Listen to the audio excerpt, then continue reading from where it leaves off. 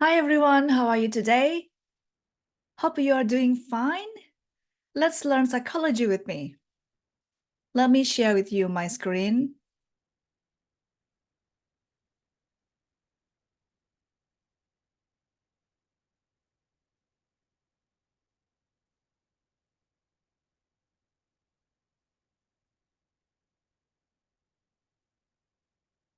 Today, we will learn about still a personality perspective.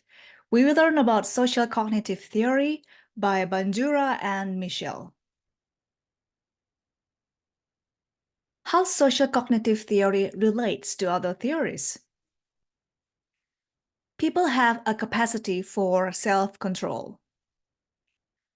People learn behavior by observation or modeling, even in the absence of reinforcement. Personality is expressed in average levels of behavior and patterns of variability in action. What is the social cognitive theory's view of the person? People reason about the world using language. People contemplate not only about present circumstance, but also about the past and hypothetical future events. People reflect about themselves, think about themselves and their own thinking.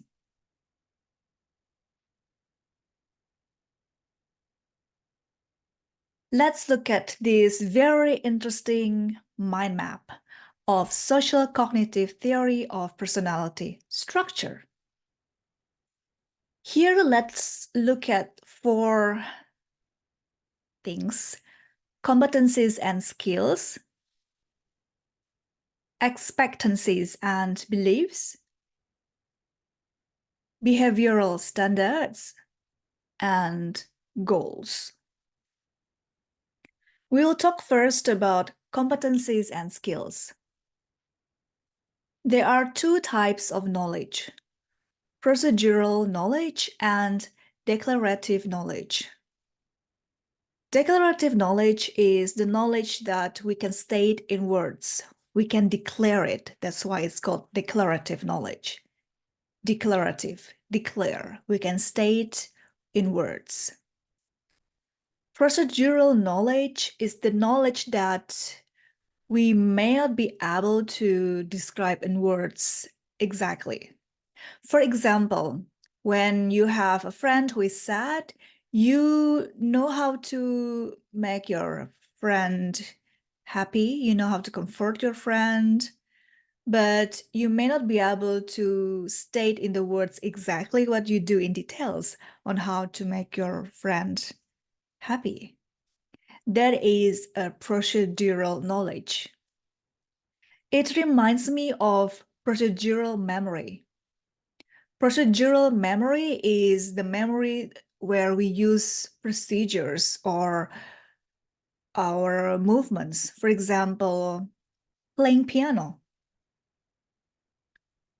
We know how to play piano is procedures. We know, for example, how to press the notes. Where is do, where is re, where is mi, do, re, mi, and it's called procedural knowledge. Riding a bike, it's also procedural memory actually, because you know how to do it. It's the procedures. You know the procedures. First, you have to take the bike, and then step by step on how to ride the bike. That's an example of procedural memory. Let's go back now to competencies and skills. Competencies and skills have 2 effects. The first one is context specificity. Psychological structures relevant to some social situations and contexts are irrelevant to others. It means that the competencies and skills are context specific. They are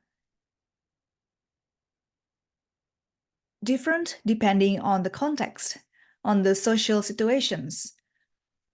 And sometimes you may be able to be, for example, reliable in one case, but maybe not reliable in other cases. That's why it's context specific.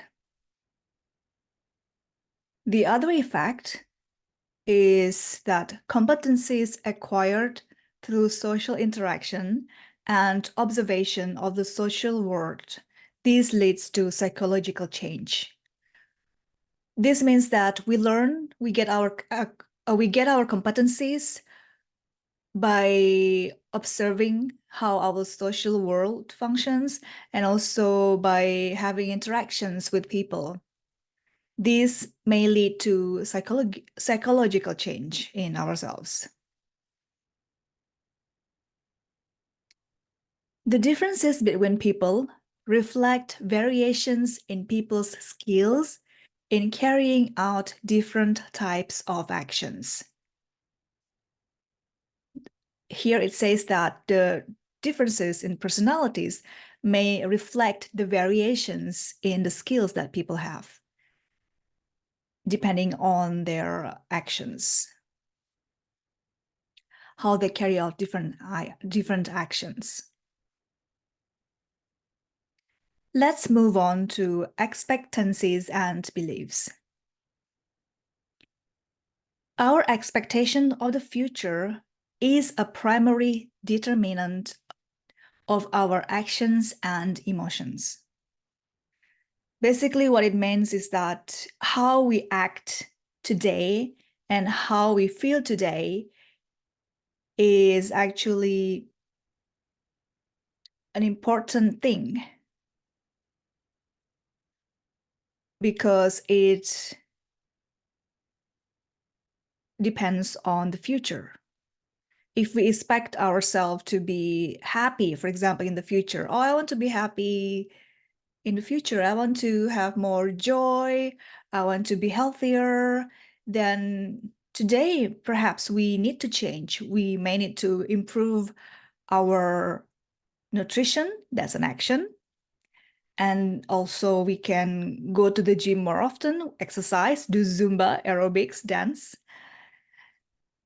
At the same time, when we take these actions, we may also feel happier. We have a happier emotion because we know that we expect to be healthier and happier. Hope you understand what I mean. Let's reflect on your own life. Do you find or do you have any examples in your life where you can think that, oh, okay, I do this, I have this action, I have this feeling because I expect this in the future. Let's think for a moment.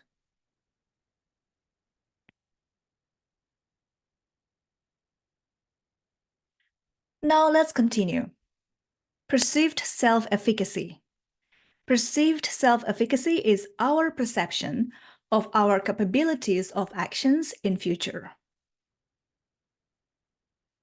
High self-efficacy.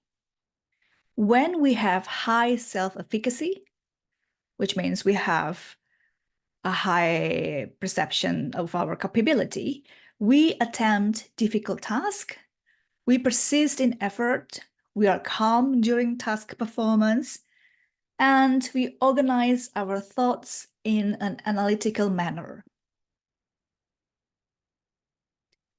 Expectancies and beliefs are also about self-efficacy and performance.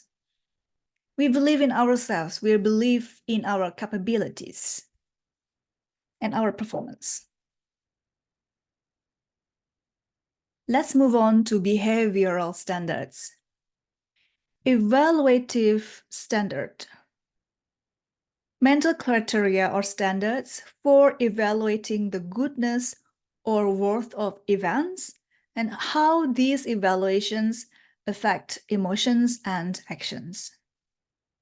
It means it's a standard mental criteria or mental standards that we use to evaluate whether this event is good or how worth is this event, and then how these events and the evaluations of these events affect our own emotions and actions. Self-evaluative reactions. We evaluate our actions, then respond in an emotionally satisfied or dissatisfied way toward ourselves. Let's look at the last aspect, goals. Goals are mental representations of the aim of an action or course of an action. Mental representations of the aim of an action or course of an action is the aim or the course of an action. It shows human capacity for self-control. Goals are organized in a system. Our ability to envision the future, set specific goals for action, motivate and direct our own behavior. Our goals on a task differ in a variety of ways, depending on the meaning of an activity. Is it about learning or is it about performance? For example, when I'm studying for a psychology exam, do I want to learn psychology because I want to know more about it? Or because of the sake of the exam, because I want to pass the exam? Of course, I want to learn and I also want to pass the exam, but the meaning of my own learning, is it more about me wanting to know about how people behave and why do people behave in the way they do? I want to know more about those behaviors and the reasons and the personalities. Or do I just want to learn just to pass the exam? It's learning versus performance. Expectancies affect goal setting. Let's move on. Here, look at this social cognitive theory of personality, the process. Reciprocal determinism.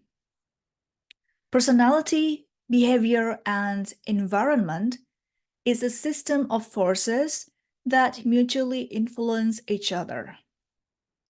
As you can see here in the diagram, personality factors, behavior, and environment are influenced by each other. They're affected by each other. Personality is defined by average levels of behavior and variations in behavior. Look at the right side now of the presentation slide. Personality as a cognitive affective processing system, or CAPS, cognitive affective processing system. There are three essential features here. They are related to reciprocal determinism. Let's look at it. The first one, cognitive and emotional personality variables are complexly linked to one another. Our thoughts on our goals trigger our thoughts on our skills. And then they trigger thoughts on self-efficacy. What it means is that when we have a goal, we want to achieve something. For example, I have a goal. I want to be able to do ice skating. Then it triggers my thoughts on my skills. Can I really do ice skating? Or, okay, have I done it before? And of course, when I think about the skills that I have, it triggers my thoughts on self-efficacy. Do I have the capability to learn to do the ice skating? Thoughts on goals trigger our thoughts on our skills, and then they also trigger the thoughts on self-efficacy. Goals, skills, self-efficacy. Social environment. Different aspects of social situations or situational features activate the overall personality system. You can see here that social environment also influences the personality system. The third one is about behavior. Our behavior vary from one situation to another. Situational features that activate dating versus academic performance evoke different patterns of emotions and actions. For example, we have a friend who talks about her experience about dating. And then on another occasion, she speaks about her experience on academic performance. Of course, when we hear about this dating experience or an academic performance, we have different feelings, different topics, different situational features activate different patterns of emotions and actions.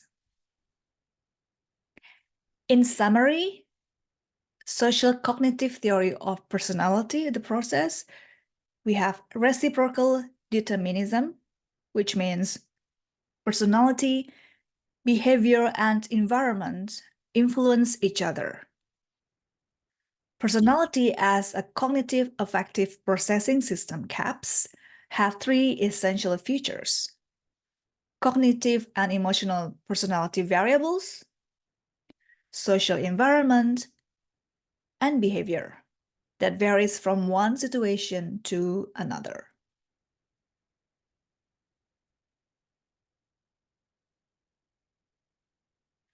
Growth and development. Have you heard about vicarious conditioning? What is that? Well, vicarious conditioning is the process of learning emotional reactions through observing others. We learn by modeling or observational learning. We observe people, we observe the social interactions. We learn general rules by observing others. Delay of gratification shows human capacity of self-control. Self-regulation. Self-regulation is a personality process that involves the self-directed motivation of behavior. It involves the self-directed motivation of behavior, okay? Self-regulation is important to attain the goal, avoid environmental distractions, and emotional impulses. What contributes to self-regulation? There are three things here.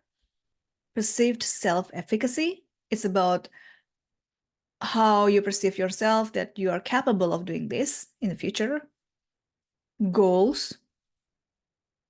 Remember your mental representation about the aim of an action or course of an action. And then self-evaluation, how you evaluate yourself. How far is the goal from you? What else do you have to do to reach the goals? In summary, there are three things that contribute to self-regulation: perceived self-efficacy, goals, important to have goals, and then self-evaluations, evaluate all the time.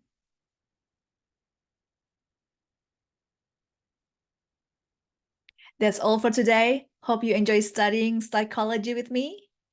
Let's reflect on our own lives, how we have found these examples in life. That way we can understand about our own behaviors and personalities better. Well, thank you so much for studying psychology with me. Hope you have a nice day and see you next time.